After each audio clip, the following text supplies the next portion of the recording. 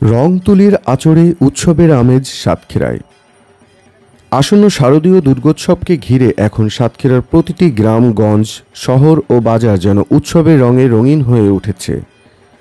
রংতুলির আচরে শিল্পীরা ব্যস্ত সময় কাটাচ্ছেন প্রতিমা গড়ার কাজে। বাঁশ, খড়, মাটি আর রঙের সমন্বয়ে ধীরে ধীরে গড়ে উঠেছে মহালয়ার সুরে আগমন বার্তা বহনকারী দেবী দুর্গার প্রতিমা। 7টি উপজেলায় এবছর মোট 587টি মণ্ডপে পূজা অনুষ্ঠিত হবে। এর মধ্যে সদর উপজেলায় 106টি, তালায় 195টি, কলারোয়ায় 44টি, শ্যামনগরে 69টি, আশাশুনিতে 103টি, কালীগঞ্জে 49টি এবং দেবহাটায় 21টি মণ্ডপ সাজছে নতুন রূপে।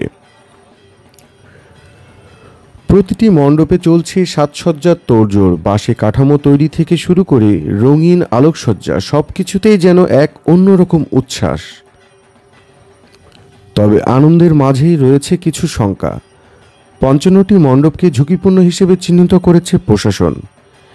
এর মধ্যে শ্যামনগরে 20টি, আশাশুনিতে 23টি, কলারোয়ায় 6টি, দেবহাটায় 4টি এবং কালীগঞ্জে 2টি মণ্ডপে নিরাপত্তা নিয়ে বিশেষ ব্যবস্থা নেওয়া হয়েছে। হিন্দু ধর্মাবলম্বীরা অপেক্ষা করছে সেই মাহেন্দ্রক্ষণে, যখন ঢাকের বাদ্য আর শঙ্খধ্বনির সাথে শুরু হবে দেবী দুর্গার বরণ। আনন্দ আর শান্তির বার্তা নিয়ে এবারে দুর্গোৎসব হোক সম্প্রীতির উৎসব, এই প্রত্যাশাই সকলের।